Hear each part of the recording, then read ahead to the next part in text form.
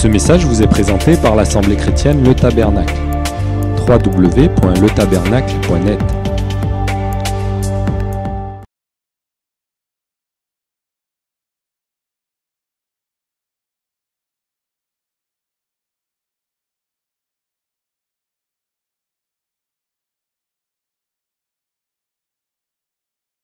Donc je disais que parfois dans l'écriture, il y a pas des contradictions volontaires, mais quand il y a des contradictions, elles sont là pour nous éclairer.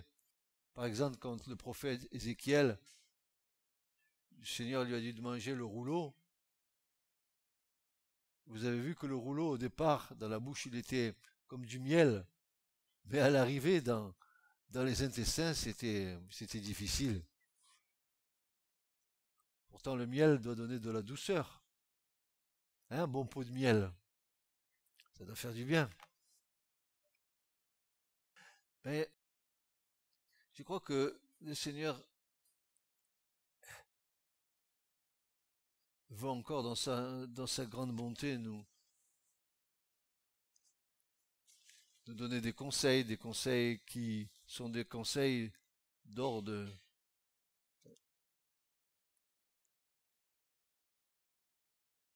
sérieux quant à notre préparation à sa rencontre.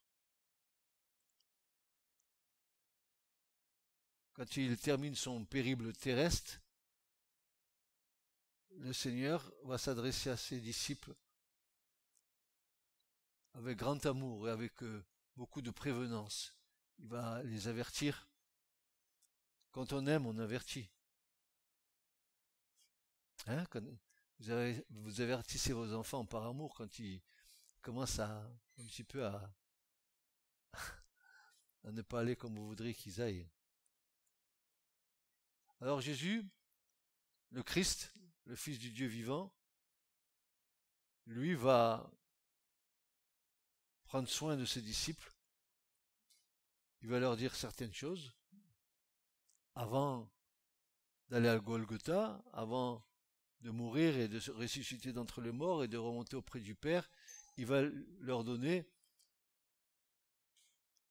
des informations sur ce qui va se passer à la fin des temps. C'est ce qu'on appelle les derniers discours eschatologiques de Jésus. Eschatos, qui veut dire dernier, les dernières paroles du Seigneur, avertissant ses disciples. Ce qu'on appelle communément, nous, les discours de la fin des temps. Il va insister auprès d'eux, en les avertissant. Ne dites pas que nous ne sommes pas avertis. Ohé, ohé. Ne dites pas que nous ne sommes pas avertis.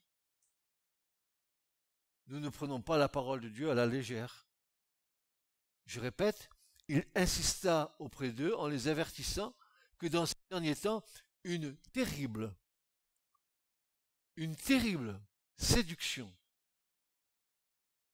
allait s'abattre sur le monde et plus particulièrement sur l'Église du Seigneur. Et voici sa mise en garde. Bénissez le Seigneur de nous avoir mis en garde. De temps en temps, reprenez le texte que nous allons lire, reprenez-le pour vous souvenir que Jésus nous a avertis, parce qu'il ne veut pas que nous soyons pris au dépourvu. Alors, Matthieu 24, qui est un de ces discours forts du Seigneur, va mettre en lumière ce danger qui guette les enfants de Dieu, l'Église du Seigneur. Matthieu 24, versets 4 à 13. Voilà le premier avertissement du Seigneur. N'écoutez pas les hommes, écoutez Dieu. N'écoutez pas les hommes, écoutez la parole de Dieu. L'homme, il peut se vanter de connaître la parole, mais il ne connaît pas la parole comme il devrait la connaître. Donc pour lui, c'est une séduction.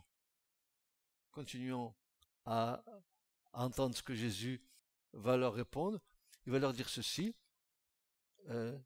pour marquer la chose, il va dire faites bien attention. On pourrait dire prenez garde que personne ne vous induise en erreur.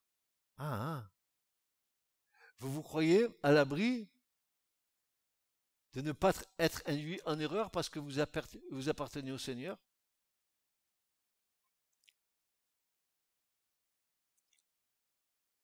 Jésus a dit, faites bien attention que personne ne vous induise en erreur, car plusieurs viendront à vous sous mon nom en disant, je suis le Messie. Et ils tromperont, dit l'Écriture, beaucoup de gens. Beaucoup de gens, ils vont les tromper par rapport à la messianité du Christ.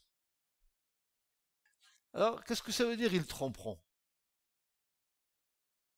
Parce que les mots sont là. Mais encore, il nous faut savoir quelle est la quintessence du mot, ce que le mot veut véritablement dire, parce que nos traductions sont limitées à un mot. Et il y a toute une panoplie de mots tout autour qui pourraient plus nous éclairer, n'est-ce pas? Alors, ils vous tromperont. Ça veut dire, ils vous conduiront hors du chemin qui est droit. Un chemin de droiture. Ils vont vous conduire hors de ce chemin, ils vous égareront, ils vous feront errer, et vous serez emmenés dans l'erreur, et par là même dans le péché. Ça va loin.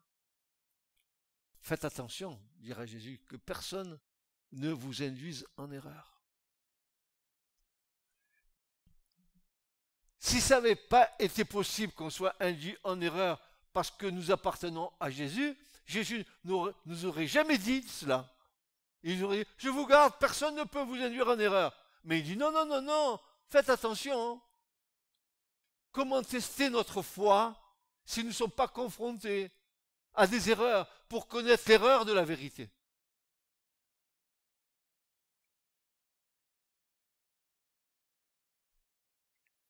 Ils tromperont beaucoup de gens. Et Jésus commence à décrire les scènes finales de la fin des temps. Vous entendrez parler de guerre et de menaces de guerre. Et alors là, mes bien-aimés, là nous sommes bien informés de cette ébullition de ce monde qui est en train de bouillir, qui est prêt à exploser, n'est-ce pas? Et des conflits, il y en a partout sur la surface de la terre. Mais il n'y en a jamais eu autant. Attention, dira Jésus. Stop! Attention! Ne vous laissez pas troubler par ces nouvelles. Bon, ok, il y a des bruits de guerre, il y a tout ce que vous voulez, mais ne vous troublez pas. De toute façon, si vous marchez droit, moi je vous garde. C'est clair, n'est-ce pas? Car cela doit arriver, c'est inéluctable. Tout ça, ça doit arriver. La troisième guerre mondiale doit arriver. C'est inéluctable.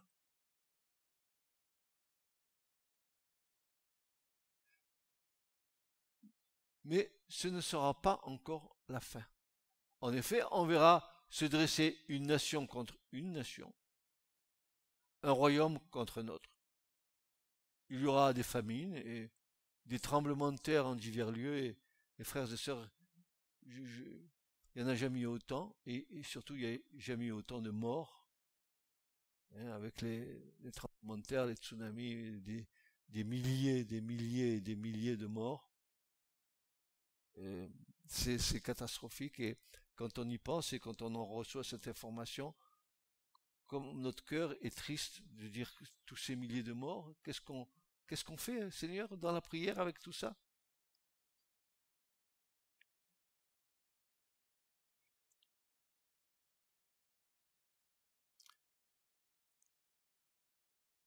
Alors il y aura des famines et des tremblements de terre en divers lieux, mais ce ne seront que les douleurs de l'enfantement.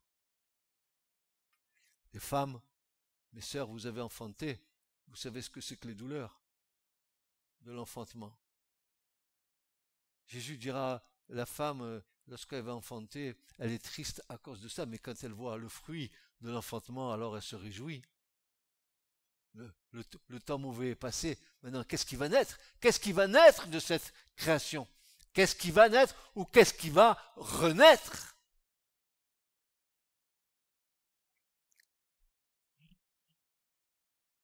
Alors, dira Jésus, on vous persécutera, et là on vous mettra à mort.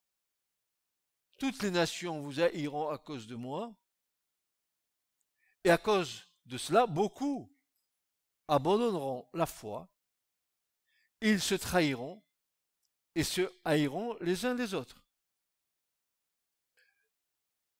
Et voilà quelque chose qui apparaît, quelque chose qui nous concerne, quelque chose que nous vivons, quelque chose qui a introduit furtivement l'Église, quelque chose qui est venu gangréner le corps de Christ, quelque chose qui est venu détourner les gens de la foi. De nombreux faux prophètes surgiront. Ils tromperont beaucoup de gens. Parce que le mal ne cessera de croître. L'amour du plus grand nombre se refroidira. C'est-à-dire l'amour va décliner. Les cœurs vont être de plus en plus durs et de plus en plus secs. Mais celui qui tiendra bon jusqu'au bout, celui-ci sera sauvé. En compte, la prévenance, l'amour qu'a Jésus envers nous pour nous avertir de toutes ces choses. Est-ce que nous allons faire fi de ces recommandations, de ces instructions? Est-ce que nous avons traversé la génération, la nôtre, sans faire gaffe à tout ce que nous venons d'entendre, parce que ce sont pour nous comme des signaux d'alarme? Alors je voudrais ce matin, au travers de ces textes, aborder plusieurs thèmes. D'abord, la définition de ce qu'est la séduction et pourquoi elle est si subtile. Parce qu'il est bien question de séduction dans ce que Jésus dit. Ne vous croyez pas à l'abri, ne vous croyez pas trop fort, ne croyez pas fort, ne vous croyez pas inébranlable, vous êtes faibles, nous sommes faibles, car lui est fort en nous. La séduction est un procédé visant à susciter l'admiration, l'attirance, l'envie ou l'amour d'une personne pour soi. Et d'autre part, l'état des personnes éprouvant cette attirance. Donc il y a les séducteurs et ceux qui se laissent séduire. Il faut être deux pour jouer le rôle de la séduction. Donc il y a celui qui va séduire et qui va parler. Mon beau corbeau, quelle belle voix vous avez. Et l'autre qui dit, ah, que tu es beau, que tu es joli. Franchement, c'est bon, hein. La définition étant donnée, maintenant, comment l'appliquer dans nos vies pour ne pas tomber dans ce piège de la chair qui est assez tortueux puisqu'il se mêle et se revêt de spirituel. Pour nous, spirituel plus cher va donner séduction. Matthieu 24, versets 24 à 34, et on va prendre, Matthieu 24, versets 23 à 24, il est dit, si quelqu'un vous dit alors, voyez le Christ, il est ici, ou il est là, ne le croyez pas. De faux Christ surgiront, ainsi que de faux prophètes. Ils produiront des signes extraordinaires et des prodiges au point de tromper, au point de tromper qui? Si c'était possible, qui? Ceux que Dieu a choisis. Nous, vous êtes susceptibles d'être trompés. Par qui? Par des gens du monde? Bien sûr que non. Du gens de l'intérieur. Et maintenant, nous allons rentrer, vous et moi, pour essayer de comprendre comment le manège se fait. Nous remarquons tout de suite, sans avoir besoin d'un discernement extraordinaire, que l'Écriture nomme clairement les instruments de cette séduction qui sont d'ordre spirituel, ainsi les faux prophètes, les faux docteurs, les faux évangélistes, les faux pasteurs, et la liste n'est pas limitative, car cette liste, elle concerne tous les leviers spirituels qui font agir l'Église. Nous sommes tous concernés dedans.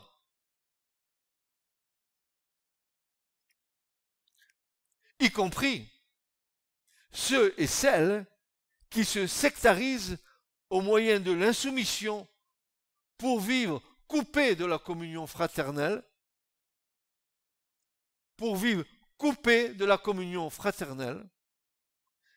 y compris ceux et celles qui se sectarisent au moyen de leur insoumission. Ils sont autosuffisants à eux-mêmes. Ils ne veulent pas dépendre des autres.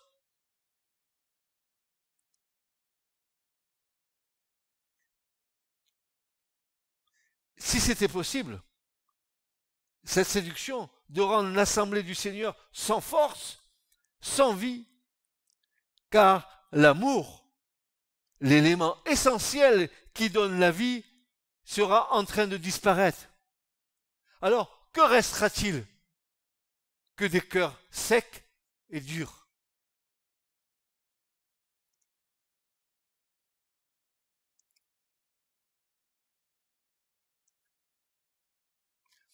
C'est contraire à la volonté divine qui veut que nos cœurs soient de chair, doux, malléables, sensibles.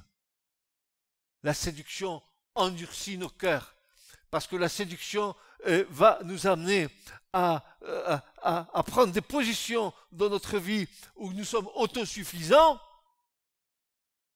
et lorsqu'on n'est pas d'accord avec vous, les cœurs s'endurcissent. Paul, notre cher frère, nous donne lui aussi ses conseils, et tout comme son maître le Christ, il nous met en garde.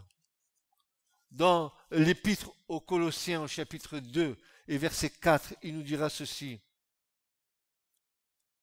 Or, Colossiens 2,4, il dira ceci. Or, je dis ceci, que personne ne vous séduise. Mes frères et sœurs, pourquoi nous devons nous poser les vraies questions? Pourquoi nos chers frères les apôtres nous ont autant avertis? Avaient-ils la vision prophétique de la fin des temps? Sans conteste, je dis oui. Avaient-ils reçu du Seigneur que l'Église serait dans un temps de séduction, dans un temps de grande difficulté? Oui, ils le savaient. Et par amour pour nous, et par prévenance pour nous, ils nous ont avertis. Est-ce que tu fais et tu prends garde de ces avertissements? Ou tu continues à vivre ta foi olé olé comme tu l'entends? Regardez. Or, je dis ceci, afin que personne ne vous séduise, ou plutôt que personne ne vous trompe, ou que personne ne vous circonvienne, que personne ne vous abuse par de faux raisonnements, car tel est le sens du mot, par des discours spécieux, c'est-à-dire des discours persuasifs conduisant les autres à l'erreur. Écoute ce que j'ai à te dire. Dieu m'a dit. Dieu m'a dit. Dieu me parle. Écoutez, j'ai vu que Dieu a parlé. Il a parlé à Moïse son serviteur. Il a parlé à Aaron. Il a parlé à David. Il a parlé à quelques gens. mais je le trouve pas trop bavard quand même. Mais ici, dans l'Alliance renouvelée, aujourd'hui, nous qui sommes soi-disant remplis du Saint-Esprit, Dieu, il tient beaucoup de discussions. Il est bavard.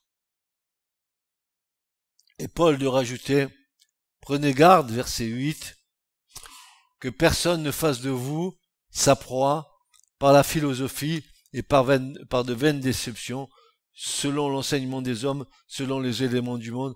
Et comme je n'ai pas trop de temps pour développer ça, et ça devrait pouvoir être développé sur un large thème, et vous comprendrez ce que Paul est en train de dire là, mais pas pour le maintenant, pas pour l'instant. La partie la plus alléchante pour la tromperie de la séduction, oui, là où nous nous faisons avoir, et bien avoir en long, en large et en travers, c'est dans le prophétique.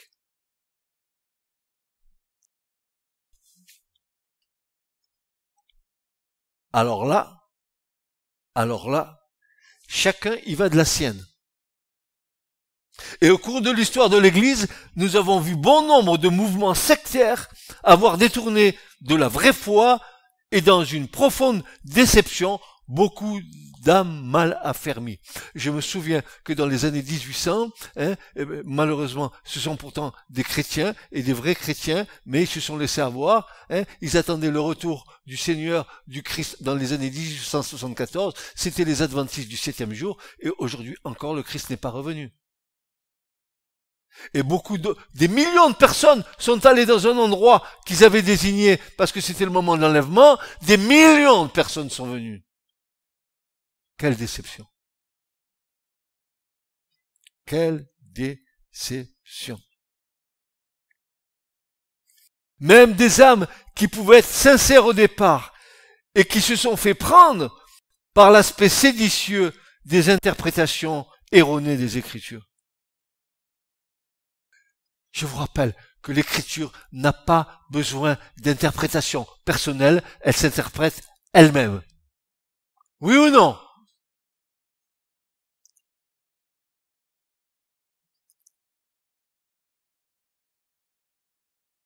Souvenons-nous des paroles du Seigneur, qu'il n'y ait pas beaucoup d'enseignants.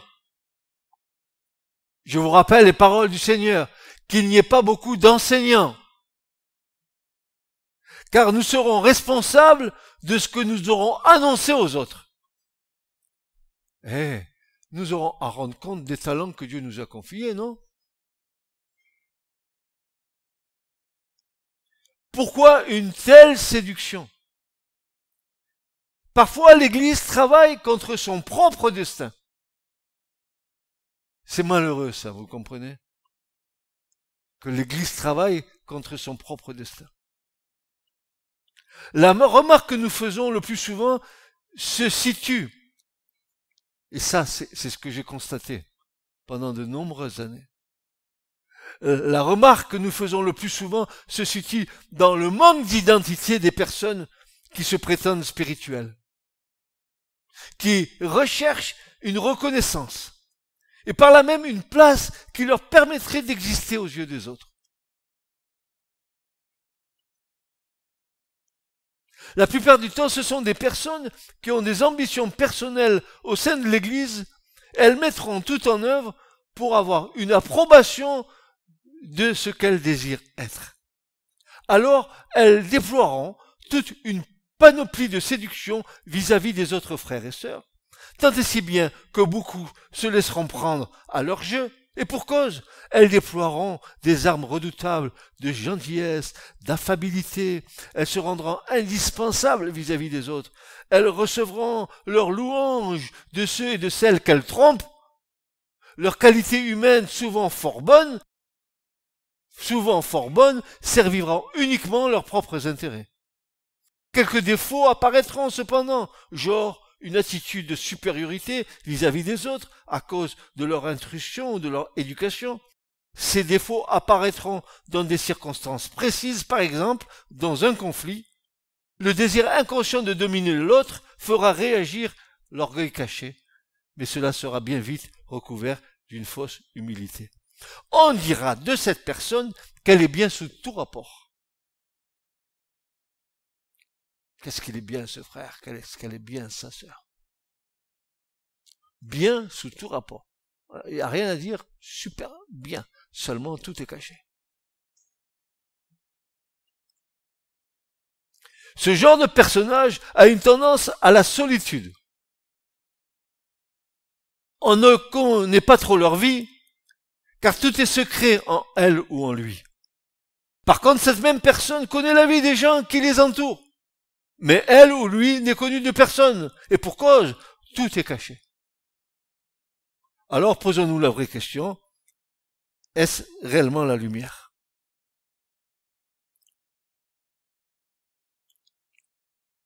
Prophétique.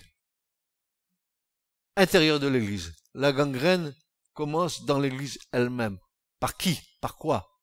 Par ceux qui sont charnels et qui ne sont pas réellement convertis. Vous allez voir tout à l'heure quelque chose qui va nous sembler extraordinaire. Parce que quand on lit ça après, on se dit mais je m'examine moi-même quoi. Vous allez voir après par la suite ce qu'on va lire. Regardez maintenant ce que les gens religieux pensaient du Christ. Matthieu 22, verset 16. Voici ce qui va être dit. Et ils lui envoient leurs disciples avec les Hérodiens disant, Maître, bande d'hypocrites, va. Maître, Rabouni, mon petit chou de rabbin, mon petit maître préféré, toi, Jésus, que nous aimons, bande d'hypocrites. Nous savons que tu es vrai et que tu enseignes la voie de Dieu en vérité et que tu ne t'embarrasses pas de personne. Pourquoi, Jésus, tu ne t'embarrasses pas de personne? Car tu ne regardes pas à l'apparence des hommes. Tu ne regardes pas à l'apparence des hommes. Sans mentir, si ton ramage te rapporte à ton plumage, tu es le phénix des hauts de ces bois. À ces mots, le corbeau, ne se sentant plus de joie, et pour montrer sa belle voix, il ouvre un large bec et laisse tomber son roquefort.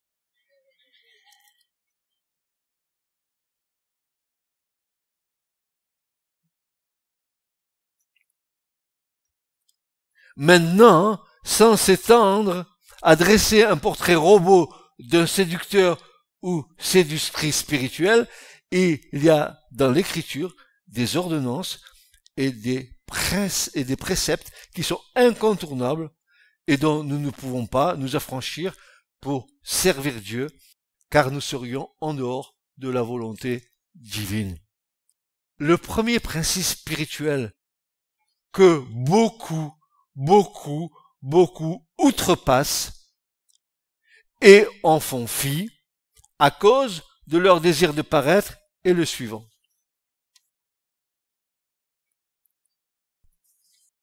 Alors là, on va lire un texte pour bien comprendre ce qui va être dit. Hébreux 5, versets 1 à 4. Vous devriez le connaître par cœur, ce chapitre 5 de l'épître aux Hébreux.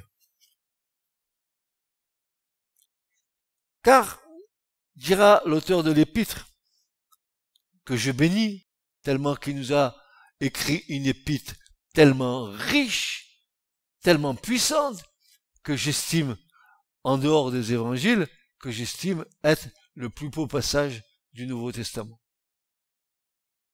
Tellement il contient de perles.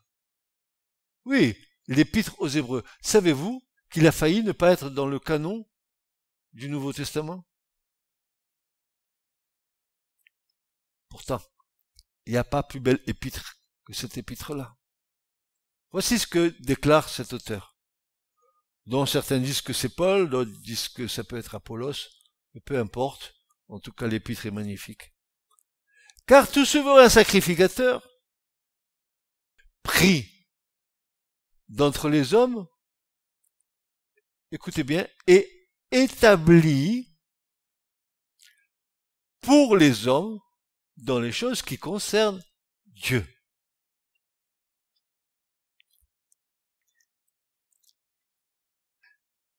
Ce sacrificateur, c'est quelqu'un qui est chargé d'une fonction, à qui on a confié l'administration. Il a été établi pour les hommes dans les choses qui concernent le royaume de Dieu, afin qu'il offre et des dons et des sacrifices pour les péchés, étant capable d'avoir de l'indulgence pour les ignorants et pour les errants. Et là, on pourrait peut-être une autre fois s'arrêter sur ces deux mots, tellement qu'ils sont forts. L'Écriture nous dit que un tel sacrificateur, il est sympatheo. Sympatheo en grec veut dire qu'il a de la sympathie, qu'il a de la compassion envers ceux pour qui il intercède. Tel est Jésus à la droite du Père. Chaque fois que Jésus intercède pour toi, pour moi, il intercède avec compassion auprès du Père. Je l'aime. Et j'ai donné ma vie pour lui. Tu crois que le Père il va résister à ça?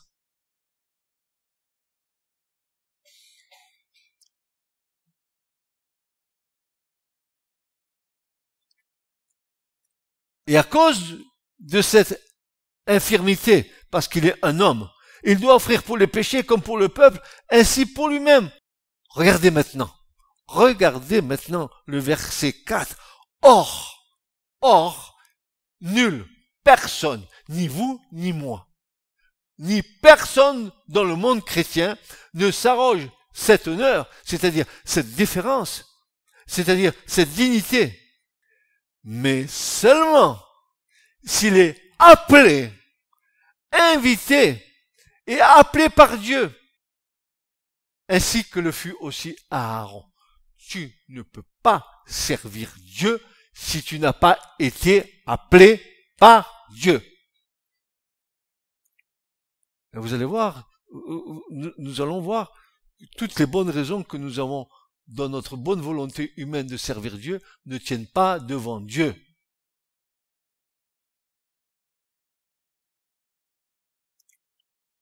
Et les Lévites ne servirent pas l'Éternel de leur propre initiative, mais bel et bien par Dieu qui les désigna pour son service et celui de leurs frères. Les Lévites, ils sont pas venus comme ça en disant « Hé, petit Dieu, je vais venir te servir, alors tu me prends dans ton job, je vais te servir. » Non, Dieu a dit « Mettez-moi à part les Lévites, ils sont à moi. » Pourquoi? Parce que les Lévites ont pris fait et cause pour Dieu dans l'affaire du veau d'or. Ils n'ont pas hésité à passer par le fil de l'épée leur propre famille parce qu'ils s'étaient prostitués avec l'idolâtrie. Et Dieu dit, ils sont à moi. Son, en espagnol, son mío. Ils m'appartiennent. Et moi, je vous les donne en service pour vos frères. Voilà. Tu aimeras ton Dieu de tout ton cœur, mais aussi tu aimeras ton prochain. Eh ben, Dieu, lui aussi, il exécute ses propres commandements. Écoutez bien, c'est pas fini. Vous me dites si je suis pénible ou pas. J'ose vous rappeler humblement que nous sommes une sainte sacrificature, qui devons servir Dieu, appelés et établis par Dieu lui seul. Appelés et établis par Dieu lui seul.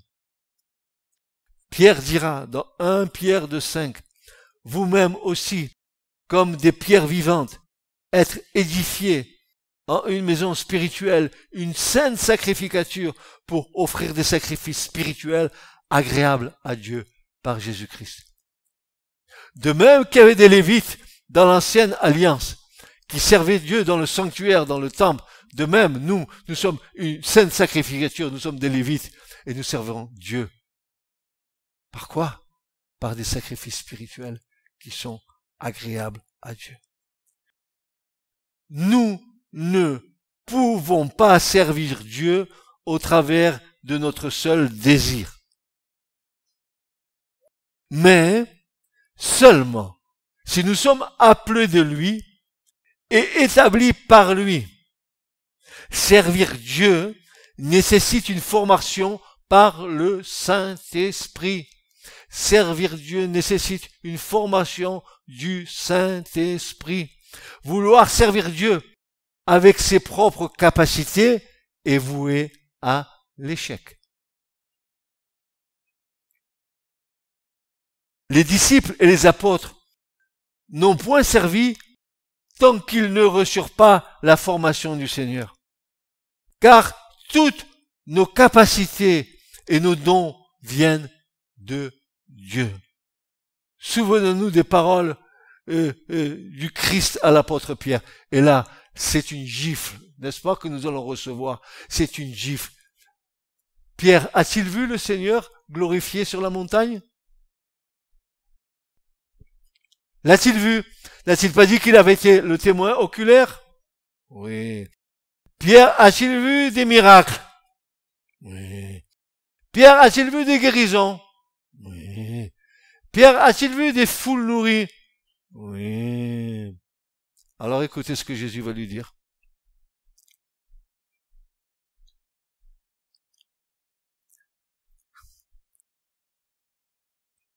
Le Seigneur dit aussi, Simon, Simon, voici, Satan a demandé instamment à vous cribler comme le blé. Mais moi, j'ai prié pour toi, que ta foi ne défaille pas. Regardez ce qu'il lui dit. Et quand tu seras un jour converti, fortifie tes frères. Il n'est pas converti ou quoi? Moi, je suis converti. Je me suis converti à tel jour, à telle heure. Quoi? Il y en a même qui vous donnent l'heure. Quand tu seras converti, il lui dit. Mais si tu avais fait un miracle, mon pauvre, tu passes à TF1. Hein. Tu te rends compte? Tu es avec moi, j'ai fait un miracle. Et puis tu vois Jésus qui vient à ton oreille et qui dit, mais quand tu seras converti, c'est pas moi qui fais le miracle, c'est Jésus. Qu'est-ce qu'on est bête, idiot, abruti, voilé, aveugle. Qu'est-ce qu'on... Mais...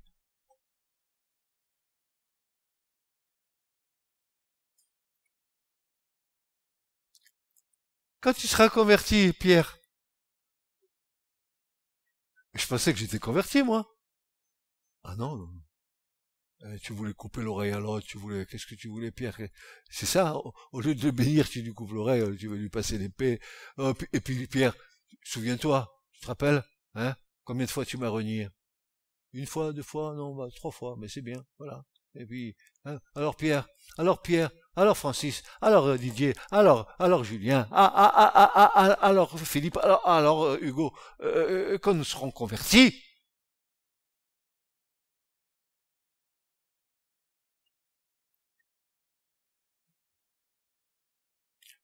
on prend trop à la légère la parole du Seigneur.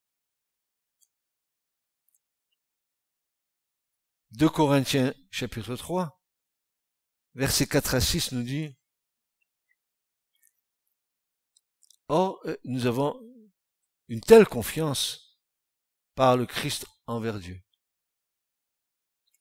Non que nous soyons capables, par nous-mêmes, de penser quelque chose comme de nous-mêmes. Ah, Seigneur. Mais notre capacité, le mot est très clair en grec. Notre capacité, c'est-à-dire notre compétence, notre aptitude, vient de Dieu. Allez, c'est bon. Tes diplômes, tout ça, tout ce que tu veux, tes unités de valeur de faculté de théologie, où tu allais apprendre l'hébreu, le grec, tout ça tu le mets de côté, oui, ça va te servir, d'accord, mais tu le mets de côté, parce que c'est Dieu qui va, lui, il va tirer de tout ça. Pas toi, lui.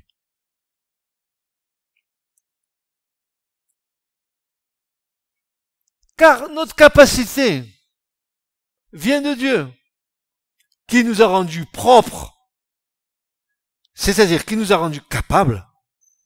J'étais incapable, je suis pas capable, tu veux servir Dieu, mais oui d'accord, tu veux servir, mais il faut que tu sois capable, c'est Dieu qui va te donner cette capacité.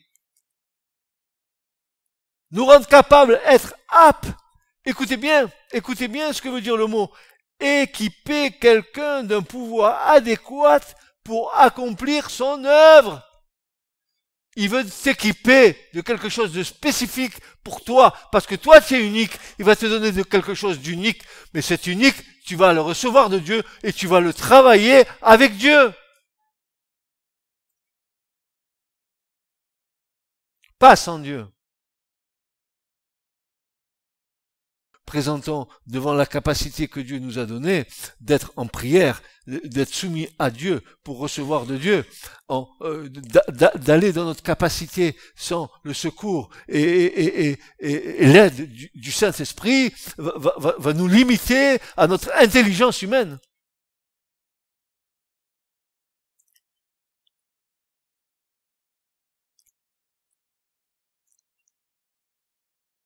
Mais aussi, dira Paul, pour être des ministres de la nouvelle alliance, non de la lettre, mais de l'esprit. Car la lettre,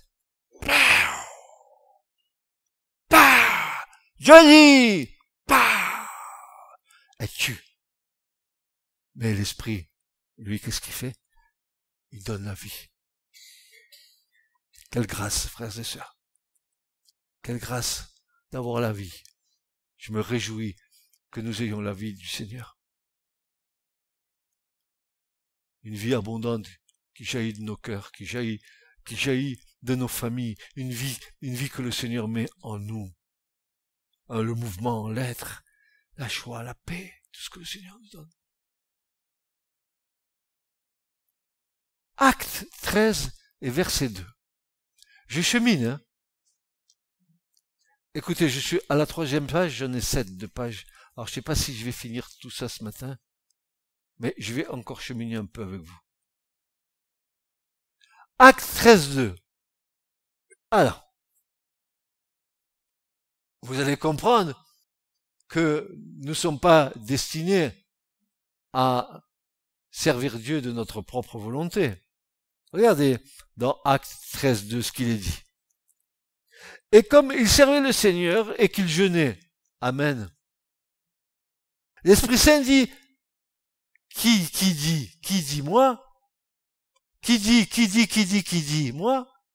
Non, l'Esprit Saint dit, mettez-moi maintenant à part Barnabas et Saül pour l'œuvre à laquelle je les ai appelés.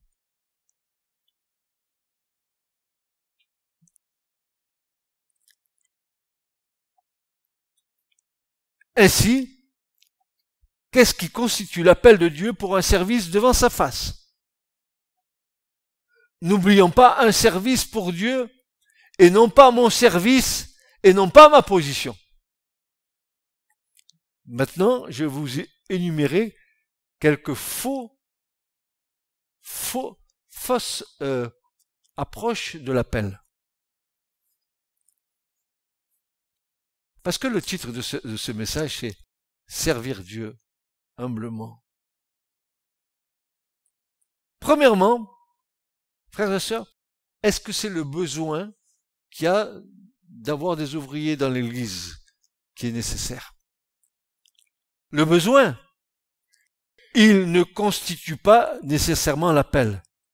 Le besoin urgent d'ouvriers dans la moisson est évident, mais il ne constitue pas pour autant l'appel. Deuxièmement, l'opportunité.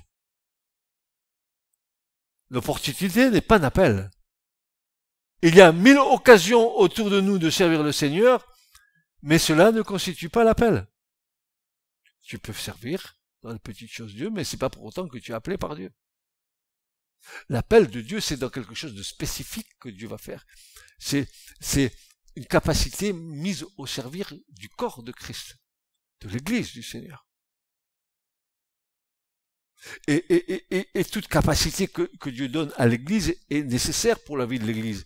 Ce n'est pas seulement que les ministères, c'est les anciens, c'est les diacres, c'est tous ceux qui agissent dans un emplacement bien désigné par Dieu.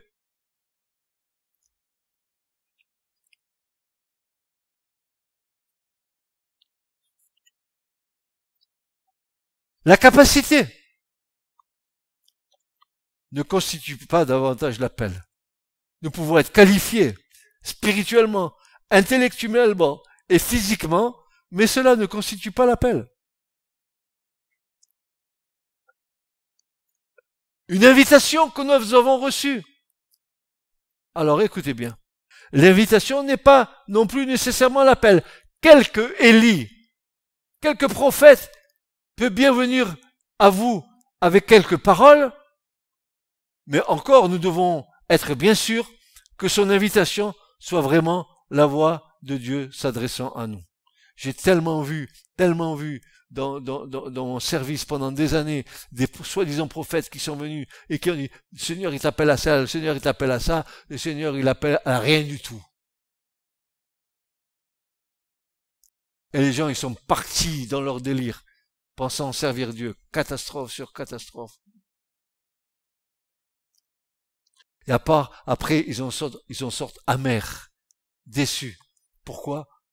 Parce qu'ils n'ont pas su discerner la volonté de Dieu. Ils ont fait confiance à la parole des hommes plutôt qu'à la parole de Dieu. Après, nous allons voir qu'est-ce que c'est que le véritable appel, comment il va se manifester à nous, n'est-ce pas? Le désir de servir Dieu. Ah, j'ai un saint désir, je veux servir Dieu, oui. Je me sens tout émoustillé, je veux servir Dieu.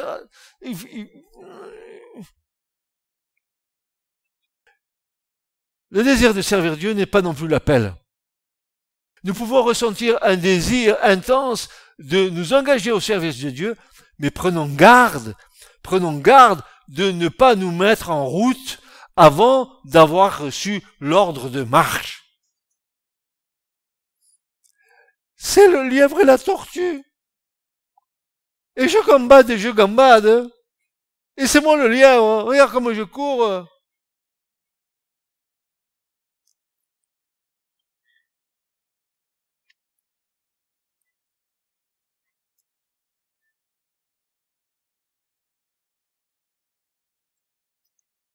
L'appel authentique, le vrai appel de Dieu, c'est cette conviction intime et profonde dans le secret du cœur, qui produit en nous la paix, pas d'excitation, la paix. La paix dans l'assurance que ce que j'ai reçu dans mon cœur vient de Dieu, confirmé par sa parole, qui nous a vraiment choisi pour une tâche particulière en un lieu bien défini. Je dois vous faire, avant de finir ce premier message, un témoignage. Un témoignage.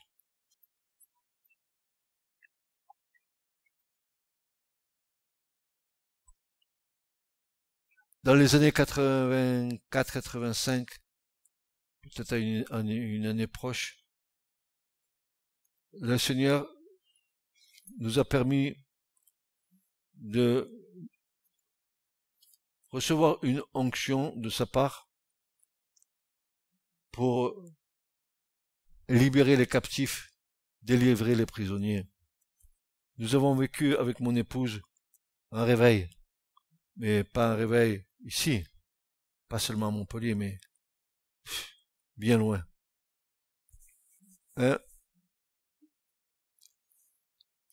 Seigneur nous avait montré, au travers de sa parole, tout ce problème qu'il y a dans le peuple de Dieu, de gens qui ne sont pas convertis et qui sont liés par plein de choses. Et quand j'avais compris ce message, parce que j'avais été mis en contact avec des serviteurs de Dieu, dont je me souviens les noms, puisque un était un Anglais et l'autre était un Américain, qu'on a bien connu avec mon épouse. Nous avons examiné leur enseignement, nous avons regardé avec la parole et tout ça était bien conforme. Mais moi j'étais dans l'expectative. Et j'avais des difficultés à m'engager à rentrer dans cette dimension. Et pourtant mon cœur était désireux de voir des âmes libérées, délivrées. Et un matin, je crois que mon époux se souvient, j'étais en prière dans mon salon. À l'époque, on habitait Latte.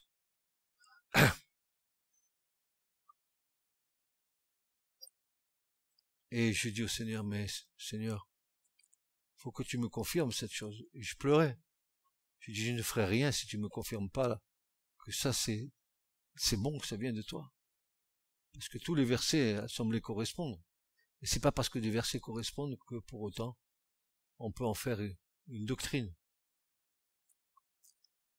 Et à ce moment-là, j'ouvre ma Bible. J'ai pleuré. Et voilà ce que je reçois dans ma Bible. Depuis, c'est souligné, bien sûr, vous le pensez bien. Et alors, on aurait dit que c'était la réponse de ce que je suis en train de vivre là maintenant. Voilà ce que le Seigneur disait. Si tu perds courage, c'est dans dans Proverbe 24 et verset 10. Si vous voulez le lire, vous pouvez avec moi.